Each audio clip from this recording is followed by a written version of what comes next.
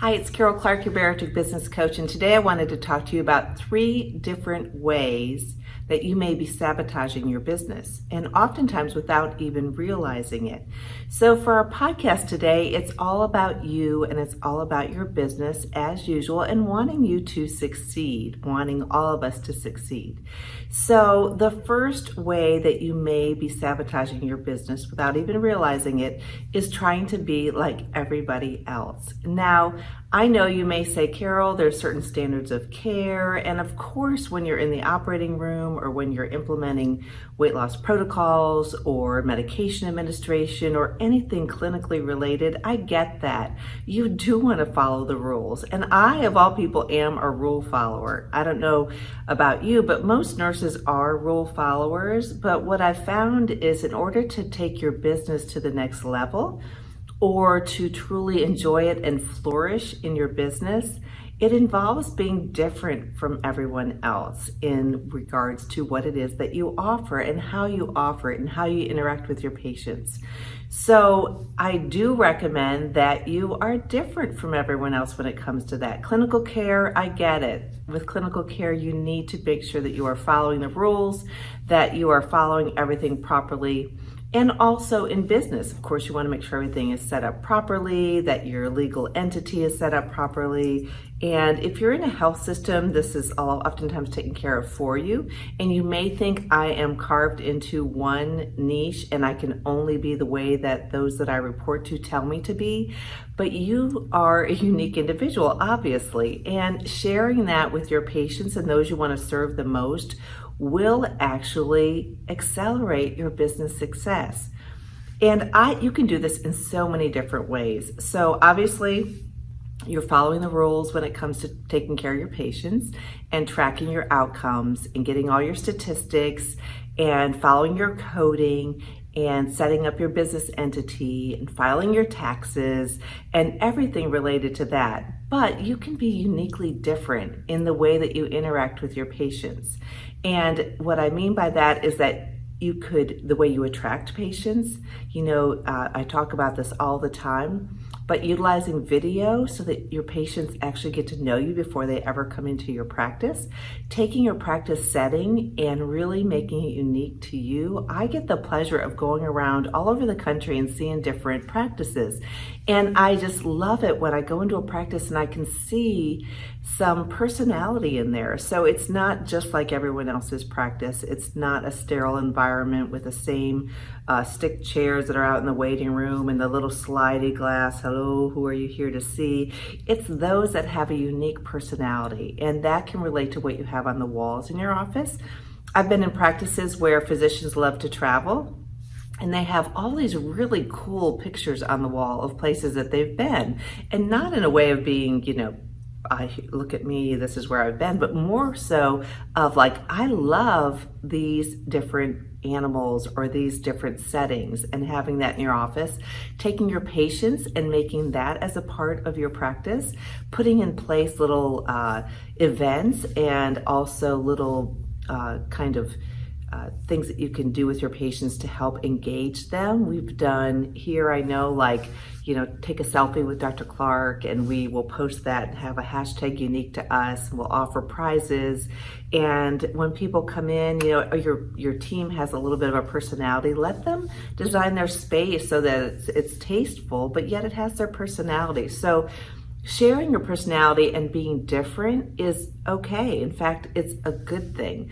I can remember back to just about every leadership position that I've held, I did things differently. And when I went into nursing school, I thought, I am not going to come out of here like a cookie cutter nurse. Well, what did I do? I came out as a cookie cutter nurse because I needed to follow the rules about how to care for patients and how to do my documentation and all that sort of thing.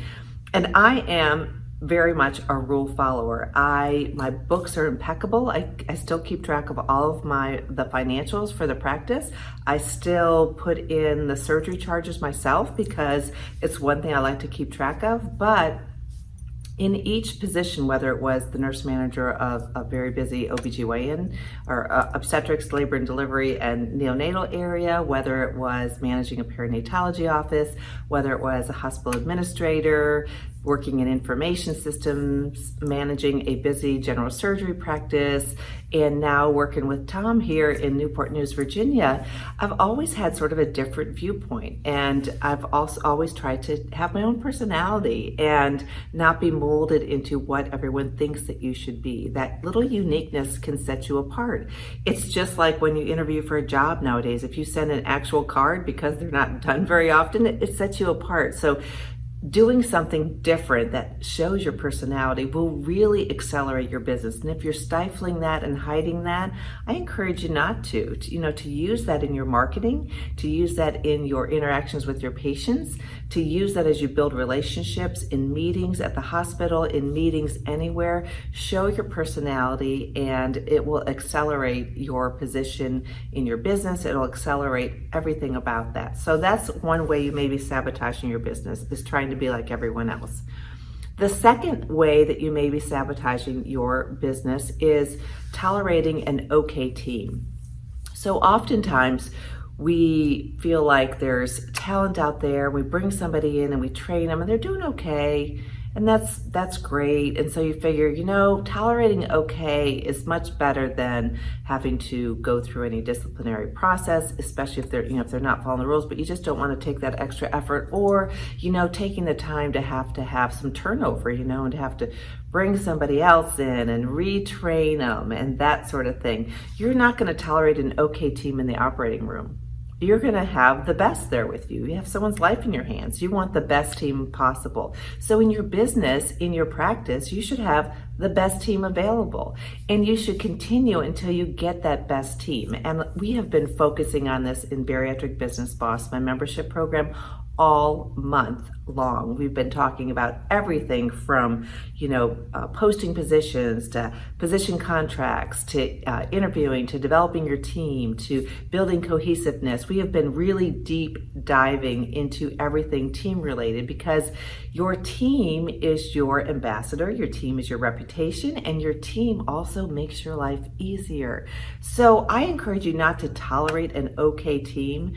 Bring in a team that, some of them have skills, hopefully many of them have skills you don't have, and they have what it is that you're looking for. So you want to have self-directed people who will work well together as a team. And so, like I say, we've been doing a deep dive in Bariatric Business Boss, and a lot of my one-on-one conversations with my clients have been around this very issue, but it's really an important thing. So don't tolerate okay.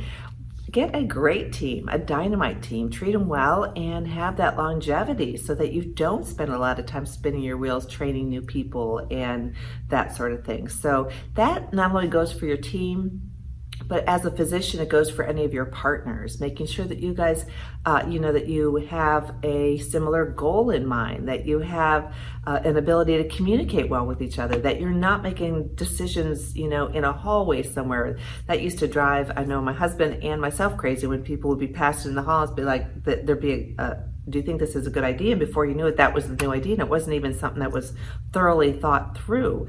So that's another thing. Or working with someone who is, nitpicking every referral that comes through. And so you have to elevate yourself and surround yourself with great people, whether it be, your partners, obviously, and also the team that you have. So don't tolerate just an okay team. You're not going to do that in the operating room or in a clinical, you want to make sure that the people that are with you are the ones that help elevate you and your practice, are great ambassadors, and really genuinely care about the patient and help to engage them so that your patients keep coming back and sending other people to your practice. It's this great circle of life, which I talk about a lot of times in my trainings and also in Bariatric Business Boss.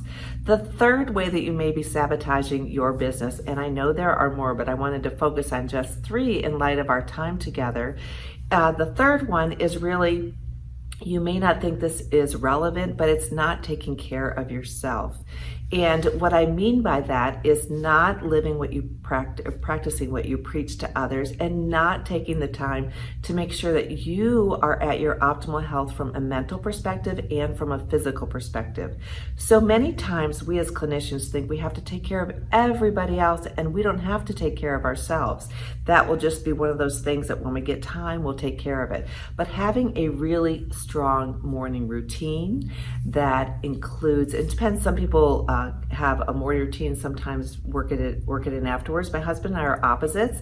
I'm more of a morning person. I have this morning routine, and so that involves some fitness, it involves some meditation, it involves some, affirmations, visualization, it involves some journaling, it involves really looking at my day, making sure what my priorities are, and making sure that I am really set for the day. For him, he may have to be in the operating room first thing. So he gets up, has his routine, and he does his more at the end of the day. He never misses a day of, fitness. He works that in no matter how late it is, and he spends his time, expanding his mind through reading, and different things work for him. So everybody has their own routine. And of course, we have 4 kids. So when my kids were little, this would not have been possible first thing in the morning. I would have had to rearrange it. But, perhaps I found quiet time in my car before I went into the office. I would have had to find that time or carve it out somehow, but you've got to put yourself first from a mental perspective and from a physical perspective. You will just be able to conquer your day, make a difference, and really be an example to your patients so much better if you're taking care of yourself. And it is not impossible. If you think it's impossible and you don't have enough hours in the day, we all have the same amount of hours in the day. I know you know this, but you've got to make sure that you put that to work for you. If you have trouble with it, reach out to me, Carol, Karol, at weightlosspracticebuilder.com. I'd love to explore that with you so that you can put yourself first and feel great and ready for the day and feel healthy and follow what it is that we teach our patients each and every day. So every day is not going to be perfect. Of course, you're going to have periods where you fall to the wayside occasionally. That can happen, not for everybody, but for some. But you've got to get right back in there. So in review, there are many more ways you can sabotage your business, but the top 3 that I'm reviewing today is first, trying to be like everyone else and not showing your unique self. The second thing is tolerating an okay team versus having that awesome team that has got you, your business, and your patients in mind and are healthy themselves and really want to do a good job. And the third thing is not taking care of yourself so that you can actually help elevate your practice, be a good example, and just really feel good about what it is that you do. And putting yourself, figuring out your priorities, making sure. I talk to so many physicians who have worked so hard, and I admire them so much, but they've lost touch with either their family, what means the most to them, their health. They've let all that suffer.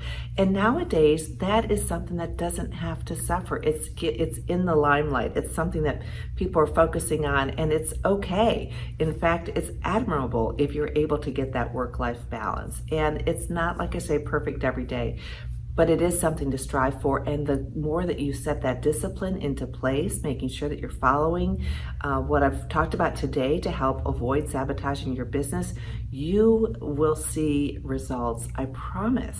So if you have questions, reach out to me, Carol, Karol, at weightlosspracticebuilder.com. If you are not a member of Bariatric Business Boss, it is such a nominal investment for what you get. It's packed with all sorts of resources for you, things you can deploy every single day for marketing into your practice. We do one-on-one deep dive calls. It involves so many benefits. So if you haven't checked it out, I hope you check that out at bariatricbusinessboss.com. If you have other things you want me to cover in this podcast, please reach out to me. If you've not subscribed, please do so. And I look forward to talking with you and working with you in the near future. In the meantime, take care, and don't forget to take care of yourself. Have a good day. Bye.